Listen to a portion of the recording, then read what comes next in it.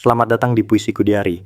Di tempat ini, kata berubah menjadi kisah, dan setiap kisah menyimpan rahasia yang tak semua orang berani dengar, tentang mereka yang tak terlihat namun selalu mengintai. Selamat mendengarkan alur ceritanya.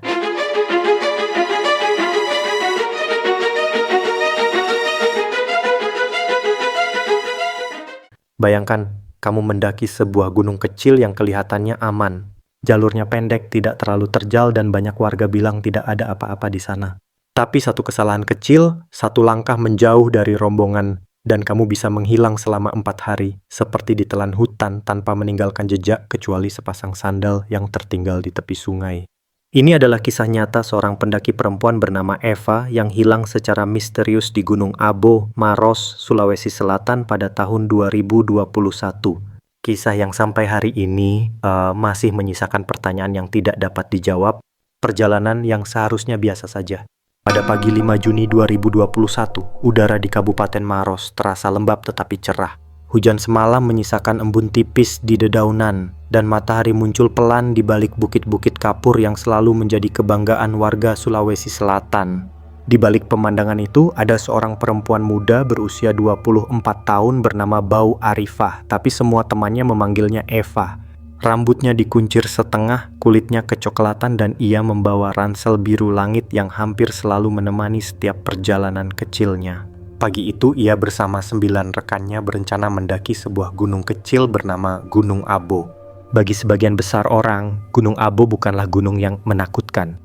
Tingginya tidak setara dengan gunung-gunung besar seperti Rinjani, Raung, atau Semeru. Tapi warga sekitar tahu, Abo bukan sekadar bukit batu biasa. Ada pantangan yang disampaikan dari generasi ke generasi. Jangan sembarangan merekam, jangan berbicara kotor, jangan memisahkan diri dari rombongan. Dan jangan pernah merasa paling pintar.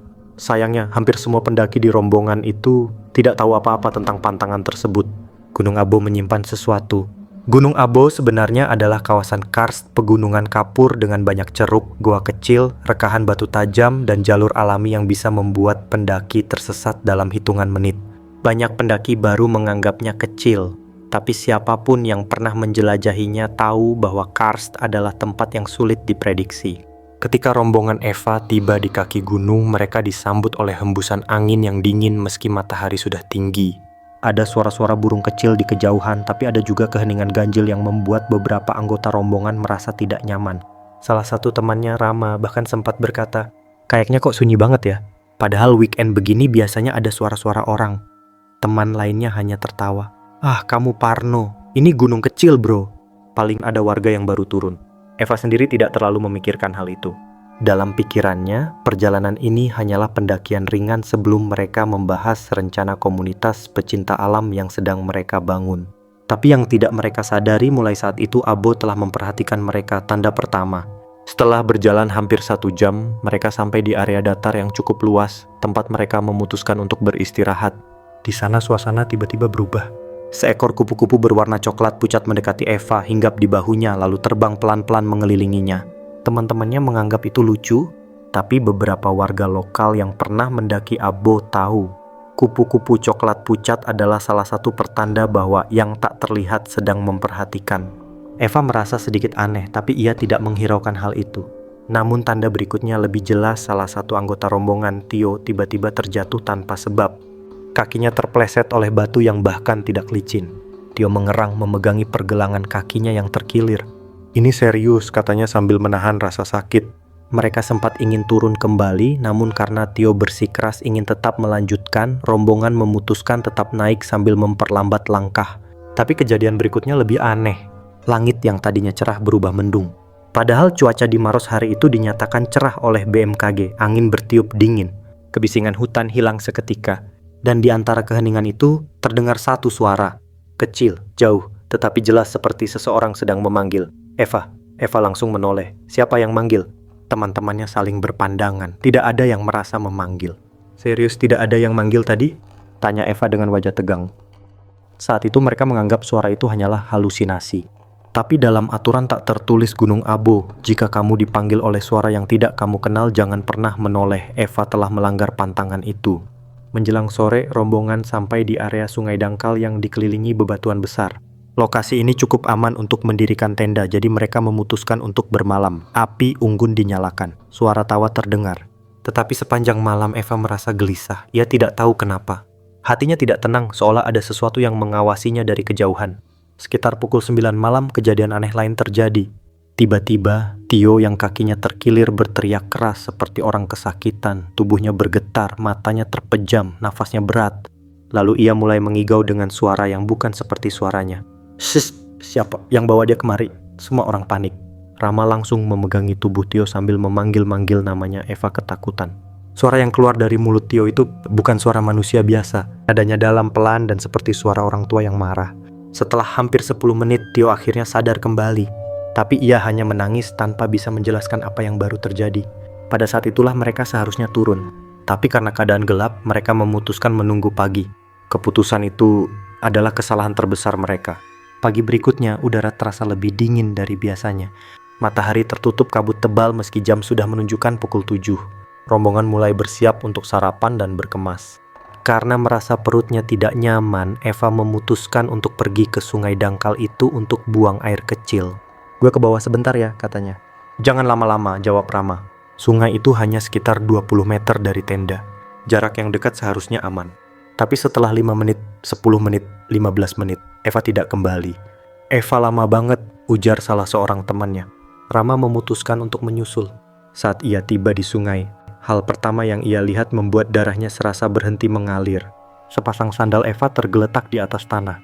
Satu tertata rapi, satu lagi terbalik, tetapi Eva hilang. Tidak ada jejak, tidak ada suara. Tidak ada tanda-tanda ia jatuh atau diganggu hewan liar. Ia hilang seakan-akan ditarik ke dalam tanah. Pencarian Eva dimulai. Rombongan langsung panik. Mereka memanggil nama Eva berkali-kali tapi tidak ada jawaban. Mereka menyisir area sekitar sungai, melihat ke balik bebatuan, memeriksa jejak tanah namun tetap tidak menemukan apapun. Setelah 2 jam mencari, mereka akhirnya menghubungi Basarnas dan Polres Maros. Tim SAR datang dengan membawa peralatan lengkap. Hari pertama pencarian dilakukan hingga menjelang malam, tapi hasilnya nihil. Hari kedua juga tanpa hasil. Hari ketiga sama saja. Yang membuat pencarian jauh lebih sulit adalah fakta bahwa lokasi tempat Eva hilang adalah kawasan karst, penuh retakan, lubang gua kecil, celah-celah batu yang bisa menelan tubuh manusia tanpa meninggalkan jejak. Hingga akhirnya pada hari keempat, sebuah petunjuk baru ditemukan. Pada hari keempat, salah satu anggota pencari menemukan jaket biru muda milik Eva. Jaket itu ditemukan tergantung di sebuah semak kecil seperti sengaja ditaruh di situ. Yang membuatnya lebih aneh, jaket itu kering, tidak ada bekas hujan, tidak ada lumpur. Padahal malam sebelumnya hujan turun cukup deras. Tim SAR mulai berkumpul di area penemuan jaket. Mereka memanggil nama Eva berkali-kali. Dan saat itulah terdengar suara lemah, sangat lemah. "Tolong!" Semua orang langsung menoleh. Suara itu berasal dari balik sebuah batu besar di antara rerimbunan pohon. Mereka berlari ke arah batu itu, mengangkat ranting dan semak yang menutupinya. Dan di sanalah mereka menemukannya. Eva ditemukan dalam posisi meringkuk di balik batu besar. Tubuhnya lemas, tangan dan kakinya penuh memar, ada luka di pelipisnya, dan bajunya kotor penuh tanah. Ketika tim SAR memanggil namanya, Eva membuka mata perlahan. Bibirnya pecah-pecah, suaranya gemetar. Aku di dalam gua." Ia kembali menangis.